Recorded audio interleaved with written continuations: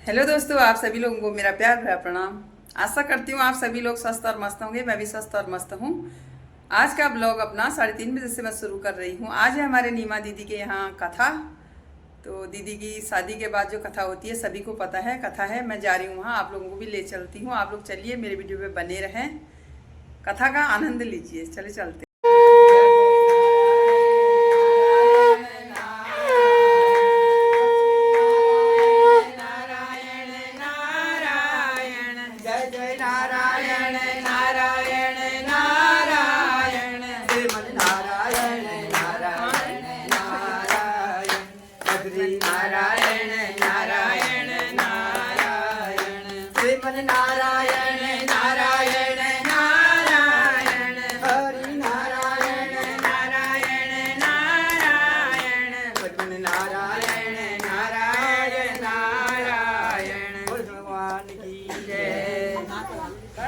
तो सज्जनों, तब हाथ में फूल ले लो, हाथ में फूल ले लेंगे, फूल लेने हाथ में।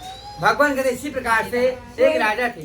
सज्जनों, पूजा को ध्यान से सुने। हाँ, तो राजा जो थे वही एक अपने कार्यशाला में मग्न थे और वो राजा हमेशा तत्पर कार्य करते थे।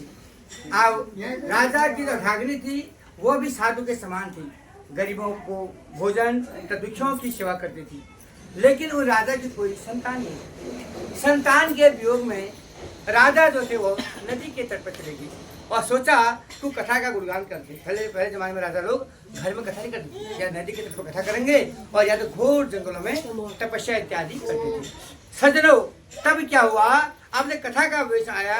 अब वो कथा के समावेश के लिए चले गए और वहां पर सपत्नी सहित और मंत्री को लेकर सागरपुर रत्ना के पास गए। वहाँ जब जा रहे थे, कथा का गुणगान कर रहे थे, तो उधर से सज्जनों एक साधु नाम का वैश्य आया, बनिया था। वो नौका में धन लेकर व्यापार की ओर जा रहा था। सोचा कि राजा उल्का मुख यहाँ प्रातःकाल क्या कर रहा है, और नौका को खड़ी कर दी और राजा के समीप गई। राजा को प्रणाम किया, हे राजन, आप इतने भोर में अपने अठाग्नि और मंत्र से की नदी के तट पर क्या करने आए हो? उन्होंने कहा कि भगवान सत्यनारायण की व्रत कथा करने आए हूँ। बोले महाराज, कथा की आपको क्या दरकार पड़ गई? आप तो राजा है ना? बोला अवश्य, मैं राजा किसका हूँ? प्रजा का राजा हूँ और भगवान का दास हूँ, इसलिए कथा करने आया हूँ। बोले महाराज, इसका क्या फल मिलेगा? बोला इसके लिए आप श्रद्धा भाव से कथा सुने और कथा का श्रवण करें, और जब कथा श्रवण हो जाएगा तब आप संपन्न होने के उपरांत चरणामृत बद्री का प्रसाद लें और तभी आपका जीवन सफल होगा। बोले महाराज, से क्या प्राप्ति होगी? वह धन इनको धन की प्राप्ति होगी, संतान इनको संतान की प्राप्ति होगी और मरने के बाद मोक्ष प्राप्त होगा। इस बात को सुनकर अब राजा अपने घर की ओर चल पड़ा और उन्होंने भी कथा का गुणगान किया और राजा अपने घर की ओर चल देते हैं। घर में वो आप किया और प्रसाद लिया, चरणामृत लिया और उन्होंने कथा का गुणगान किया। जब कथा संपन्न हुई, सभी को चरणामृत पति का प्रसाद दिया। इस प्रकार से अध्याय समाप्त हुआ। बोल भगवान की जय। श्रीमन नारायण नारायण नारायण गोविंद नारायण नारायण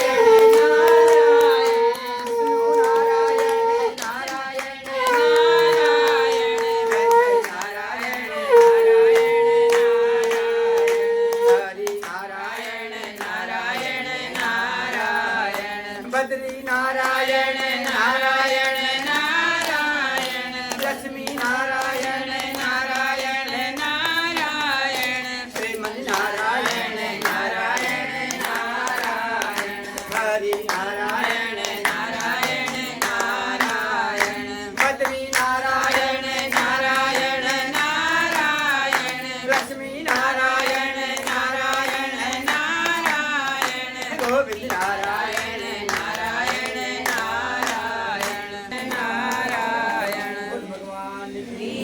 अब राजा घर लीलावती को आप भी घटना का जिक्र किया। कहा राजा वहाँ कथा कर रहे थे, वो कह रहे थे कथा को करने से धन इनको धन की प्राप्ति होती है, संतान इनको संतान की प्राप्ति होती है और मरने के बाद मोक्ष प्राप्त। अब लीलावती उस प्रसाद को ग्रहण कर लेती है। सज्जनों, प्रसाद ग्रहण के उपरांत अब अपने पति के संग प्रसन्न जीवन जीती है। कुछ समय के पश्चात लीलावती गर्भिणी हो जाती है और गर्भ से सुंदर सी कन्या का जन्म होता है, जिसका नाम कलावती रखा जाता है। कलावती बड़ी सुंदर थी, सुशील थी, विद्यमान थी, कीर्तिवान थी और धैर्यवान थी। कलावती के जन्म होने को उपरांत उनके पिता ने कहा कि कथा हमने करनी थी, तो लेकिन वो व्यापार के लिए चले गए। तो कलावती लीलावती बोली महाराज अब तो कन्या ने घर में जन्म लिया है, तो आपने कथा का संकल्प लिया था, संकल्प पूरा कर लेते। राजा ने कहा कोई बात नहीं, अभी तो छोटी है, चली बड़ी हो जाएगी तो हम यह कथा अवश्य करेंगे। ऐसा उनके मन में कीड़ा कर रही होती है, यानी खेल रही होती है।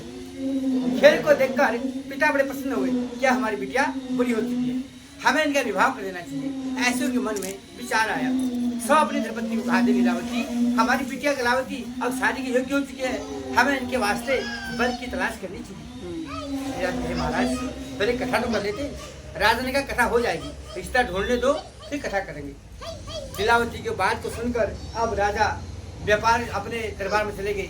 अब मंत्री का मंत्री आप जानते ही हैं कि हमारी बिटिया कलावती शादी की योग्य हो चुकी है, इसके वास्ते सुयोग्य वर की तलाश करनी है। वर कैसा होना चाहिए? वर होनहार होना चाहिए, विद्यमान होना चाहिए, कीर्ति होना चाहिए और स्वयंवान होना चाहिए और न्यायकारी पुत्र होना चाहिए। ऐसे वर की तलाश थी। और आज कैसा वर ढूंढते हैं? आज का ढूंढते हैं वर धनवान होना चाहिए, बलवान होना चाहिए, पैसा खूब होना चाहिए, परिवार में कोई नहीं भी होगा, कोई वाणी जो धन बहुत होना चाहिए। ऐसा आजकल भाव हमारा हो गया है ना। तो भाव कैसा होना चाहिए कि न्यायकारी हो। आज हर पूर्णमासी को मैं तुम्हारी कथा करूंगी, जब तक मेरे पति और दामाद नहीं आते। भगवान ने उसकी बात को सुन लिया लेकिन स्वीकार नहीं किया। बोला कहती रोजिया करती तो है नहीं। सज्जनों करती कैसे? क्योंकि तब वो पति के अधीन थी, जैसे पति बोला था वैसे करती थी, लेकिन इच्छा बहुत थी, लेकिन जब पति नहीं करने देगा तो क्या करेगी? तो इसलिए वो परेशान थी और कथा नहीं कर पाई। लेकिन तब वह पति वहाँ था नहीं, तो उन्होंने मन विचार किया मुझे आज तो कथा करनी है। अब पूर्णमासी का दिन आया और लीलावती कलावती पूजा स्थल पर बैठ गई। पूजा के लिए फल फूल दूध दही घी शक्कर इत्यादि का बंदोबस्त किया और कथा का समावेश किया। जब कथा संपन्न हुई सभी को शरणामृतपति का प्रसाद दिया। इस प्रकार से अध्याय समाप्त हुआ। बोलो भगवान की जय। श्रीमन नारायण नारायण नारायण विष्णु नारायण नारायण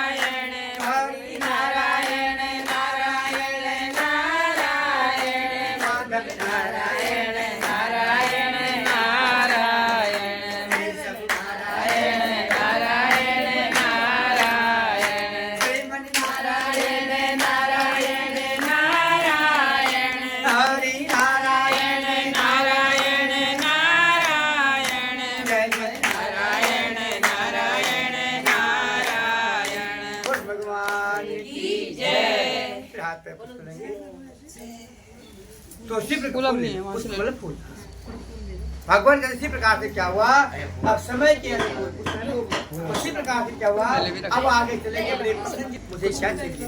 भगवान ने कहा तू ऐसा ही होगा। ऐसा कहकर भगवान कहाँ चले गए? अंतर ध्यान हो गए और राजा के पास पहुंचे। राजचंद्र के उठो जागो, जो माणिक के नाम के पुत्रों को तुमने बंधक बना के रखा है वास्तव में यह निर्दोष है। तुम अपना भला चाहते हो तो प्रातःकाल को बंद करो, अन्यथा तुम्हारा धन धान्य पुत्र इत्यादि नष्ट हो जाएगा। तो राजा की निंद्रा खुली तो सोचा चलो आगे भागते हैं और उससे प्रणाम करते हैं, क्षमा मांगते हैं। क्षमा मांगने से धन मिल सकता है। दोनों भागते भागते आगे गए। आगे दंडी साधु मिले, साधु को प्रणाम किया। बोले महाराज क्षमा करो, महाराज क्षमा करो। नारायण नारायण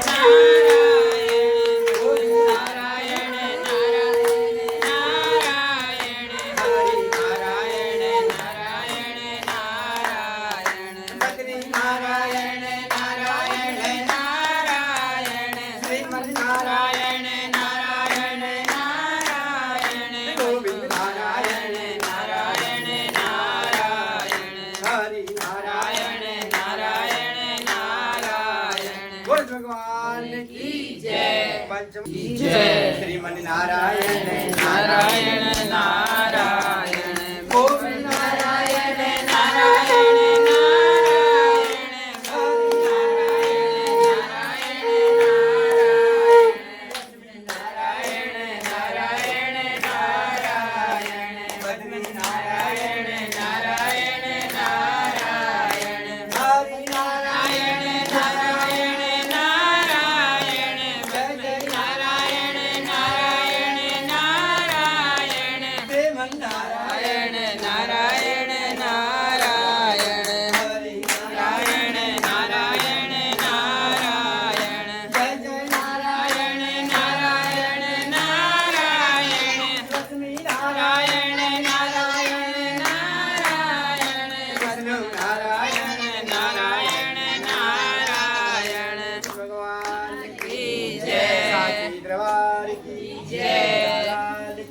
जय। सभी की जय हो। लाओ महाराज हवन कुंड लाओ।